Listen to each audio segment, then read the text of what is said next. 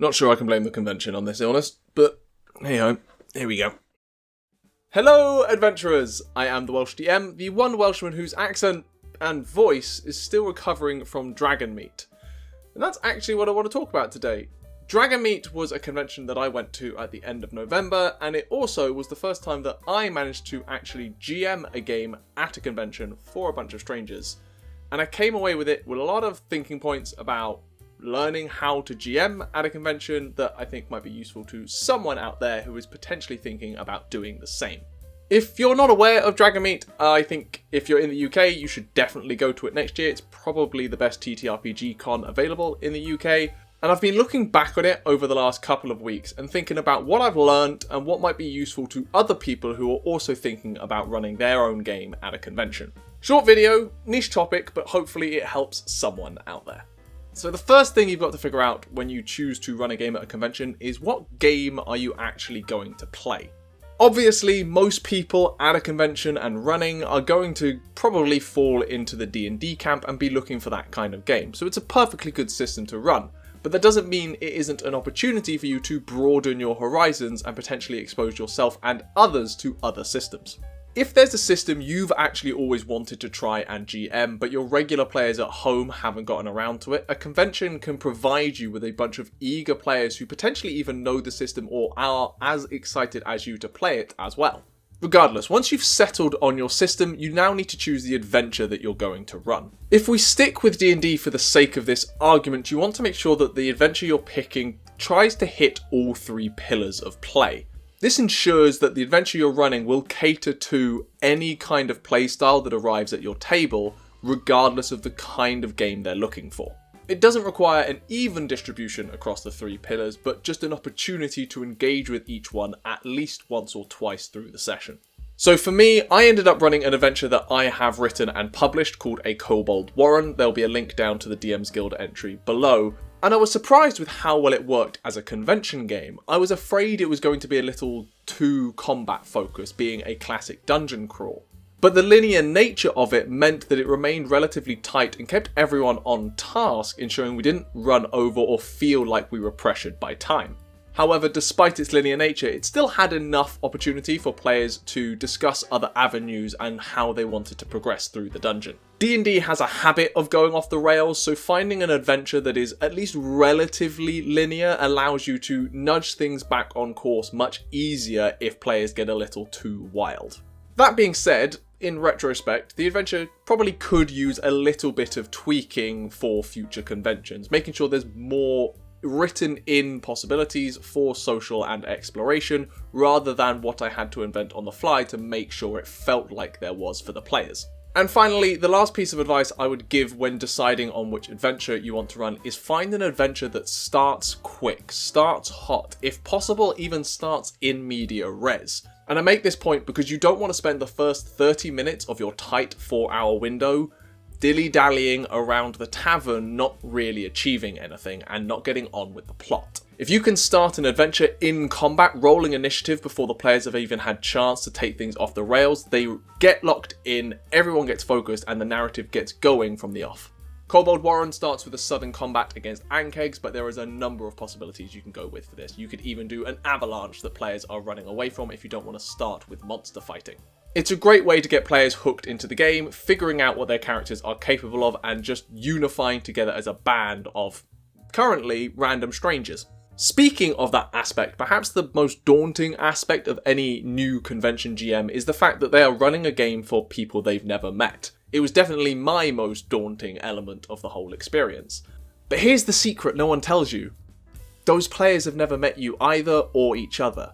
Everyone at the table is a stranger. What you as the GM need to do is figure out how to manage this at the table and make sure everyone feels seen, engaged, and like they're having fun at the table. The best advice I can give that I have learnt from my 9-to-5 office job is listen out for the person trying to speak but not actually finding the courage to do so or being talked over by others. If you can listen for the subtle intake of breath from someone else while you're paying attention to what someone else is saying, you know that person has something they want to say and you can easily shift the spotlight to them by just a casual, "Oh, what were you going to say?" and move on from there. It makes sure everyone has their chance to shine without needing to feel like they're taking the spotlight themselves. It is a really subtle skill, and listening out for others while you're talking to someone is tricky to do, but if you can manage it, it helps everyone stay engaged at the table and feel like what they have to say and what they want to do is worthwhile. Shifting the spotlight is a key element of all TTRPGs, but at a table like this, where you're definitely likely to have people more shy than others, it's useful if you can manually shift it yourself. The other challenge you're likely to run into is a potential clash of personalities, ideas, and preferred ways of playing. Discussions, just like all walks of life, can easily end up in disagreements, so make sure you're equipped and comfortable with ensuring that that doesn't happen and keeping your table a fun and positive atmosphere. What I found works for me is making sure to pay attention to the discussion and find the point where it starts circling the same concepts and ideas. That's the point to break the cycle, have something happen in-game that forces the players to act. They've had enough time to discuss their various options, now's the time to force their hand and make them just pick one and go forward with it. With a convention game, you have a limited time slot, so you can't spend all the time discussing until they come up with the perfect idea. You want them to move forward with whichever idea is best in the moment, and just get on with the story. If a player ever says something along the lines of, "I walked down the corridor," take it. Don't let them backtrack, don't let anyone else stop them from doing it. Say, "You walk down the corridor, this happens, this is what you see." Reward them for pushing forward with the plot, being a proactive player, give them new information, but make sure something eventful happens that drags everyone else with them back into the narrative and moving forward with the plot. We don't want discussions to bog down the game, we want to get on with rolling dice and being heroes. So while I've never run a convention game before Dragonmeet, I've played in my fair share. And the standard practice is that you turn up at a table, get handed a character sheet, and you play that character sheet, whether it's how you would build the character or not. So when the bard player at my table asked me partway through the adventure whether they could change out some of the spells on their sheet because there were some other ones they wanted to try, I was a little taken aback. But then I thought about it and went, yeah, that's fine. Why wouldn't it be? Pre-gens for convention games exist to remove one of the biggest barriers of entry to a game, which is the process of creating a character and starting playing. People often don't know how to make a character if they're playing a new system, or if they're playing D&D, that takes time to make a character that you don't want to use up in your 4-hour slot. So pre-gens are there just to get the game going. But once you're there, if a player knows the system and is confident making adjustments to suit their playstyle and the way they want to embody this character, there's no harm in letting them tweak subtle things to make it more enjoyable for them at the table. The key factor in a convention game is having fun, so if changing a spell out or having a different weapon from an axe to a sword helps a player have more fun, let them do it. What I'm trying to say is remain flexible when a player comes to you with a small idea that will improve theirs and everyone else's experience at the table. Did a player happen to bring counters that you can use as monsters on your dry erase board rather than using a pen every time? Use them, it's fun and it's colourful. Did a player happen to bring their favourite Warhammer mini that they were just showing off to their friend and now they want to use it as their character's mini instead of the one you brought? Use it! Why not? It's fun, they feel more engaged and they get to feel cool because their thing is in the adventure. As previously mentioned, everyone is coming to this table with a different playstyle and a different preferred way to engage with the game. So let them showcase that. At the end of the day, you're possibly going to find something that you didn't think about how to play the game, and you can adopt it for yourself and have fun in a new way when you return to your home table. And my last and most important takeaway from Dragonmeet is embrace the chaos. TTRPGs are by their nature absolutely chaotic. That's what improv is. But throw in a table of people who have never met, an adventure with zero consequences, and the overall atmosphere of a convention, things are going to get wild. Just go with it. You've got 4 hours to tell a cool story and have a good time. Nothing matters beyond that. So find a reason to say yes to every wacky, harebrained scheme a player comes up with, no matter how absurd. Something a lot of GMs, myself included in my early years, are nervous about when it comes to GMing is setting a precedent that will break the game down the line when it becomes an exploitation. Here's the thing about a 4-hour one-shot though. That's not going to happen. And even if it does, it'll be cool, probably funny, and definitely memorable. And that sounds ideal to me. If you're a GM with a silly voice in your bag that you've not found a reason to use yet, find a reason to put it in this game. If you're a player with a weird combination of spells that you've wanted to try for years, find a reason to put it in the game and just have chaos, even if it's not relevant.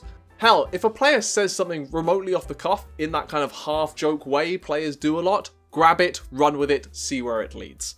As an example from Dragonmeet, the fighter decided they didn't like the axe that I'd given them on their character sheet and instead wanted to use the dead horse as a weapon. Why not? It's not going to do any more damage than the axe would have done anyway, and led to an hilarious visual as we were all laughing our socks off at the table as this dragonborn fighter was swinging a horse carcass, smashing it into the head of an ankeg. Did it make sense? Probably not. Would I have allowed it in a normal game? Probably not. Did I allow it in this game? Yes, and it's now a core memory for me whenever I run this adventure in the future. It was funny and everyone at the table was having a laugh. Now, the less we say about using the remains of that horse to cross an acid lake later in the adventure, the better. That got scarring. This is good advice for any game you're running, but at a convention, I recommend it even more so. So what is my main takeaway from running my first adventure at a convention? It's hella fun and I can't wait to do it again. Despite beforehand feeling like there was a lot of pressure on me because people had chosen to carve out 4 hours of their convention to take part in my game, actually being there, it felt completely the opposite. The pressure melted away because we all realised that what we were there for was to have a good time and enjoy those 4 hours playing the game we love. At that point, there is no pressure. Provided people are playing the game and having fun, you've nailed it. Nothing else really matters. In short, if you're thinking of running a game at a convention, just do it. And I hope this video provides you with some form of confidence or tips to take with you when you do.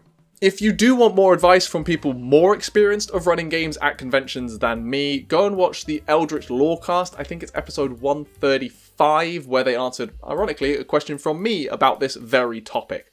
Ben Byrne and Sean Merwin provide great advice on how to run games at conventions. Now, have you run a game at a convention? Did you enjoy it as much as I did? Do you have any other additional advice and tips for future convention GMs? If so, leave it in the comments below and make sure other people learn from your experience and we get more convention GMs out there. As always, if you enjoyed this video, please do give it a like. It helps appease the Eldritch algorithm wherever it is beyond the stars. And if you want to see more videos like this, don't forget to subscribe and hit the bell notification icon to make sure you never miss a video when I upload one. But that's it! Nothing else to say for now. So, until we do this again, you keep an eye out for dragons. I'm going to go find a convention to GM at. And remember to keep telling stories.